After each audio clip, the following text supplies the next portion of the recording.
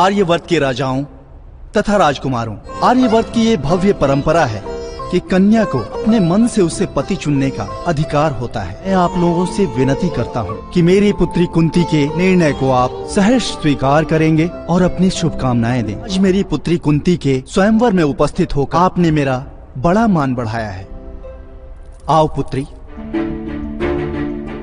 पिताश्री, यदि आप आज्ञा दे तो मैं अपना निर्णय लेने से पूर्व यहाँ उपस्थित सभी कुमारों से एक प्रश्न पूछना चाहती हूँ। मेरे निर्णय का आधार उसी प्रश्न के उत्तर पर हो। अवश्य। स्वयंवर में किसी भी कन्या को राजाओं से प्रश्न पूछने का अधिकार होता है। उपस्थित राजाओं तथा कुमारों, मेरी पुत्री अपने मन की किसी शंका का समाधान चाहती है। किसी को आपत्ति तो नहीं? वही मेरी पुत्री का पति बनेगा। इस किसी का भी उत्तर मेरी पुत्री को सबसे योग्य लगेगा।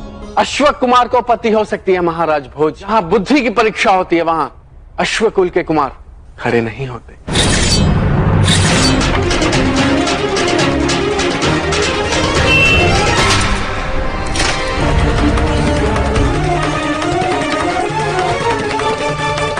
बल का परिचय सभा में नहीं, रण में दिया जाता है। स्वयंवर की मर्यादा का उल्लंघन ना करे कुमार।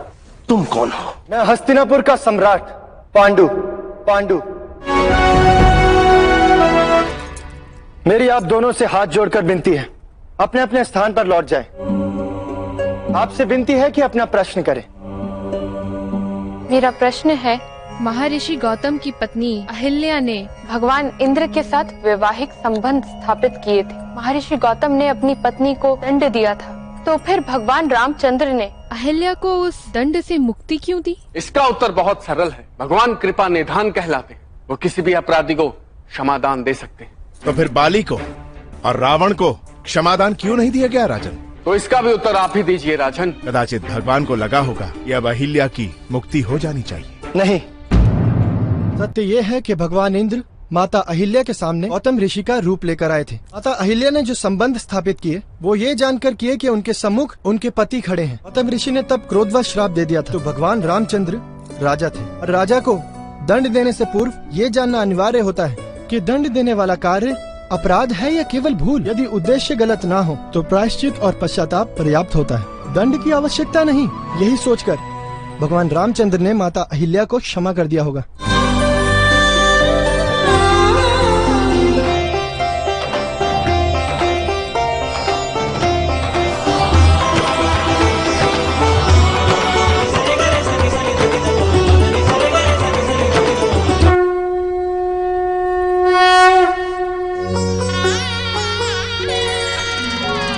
मंगलम भगवान विष्णु मंगलाय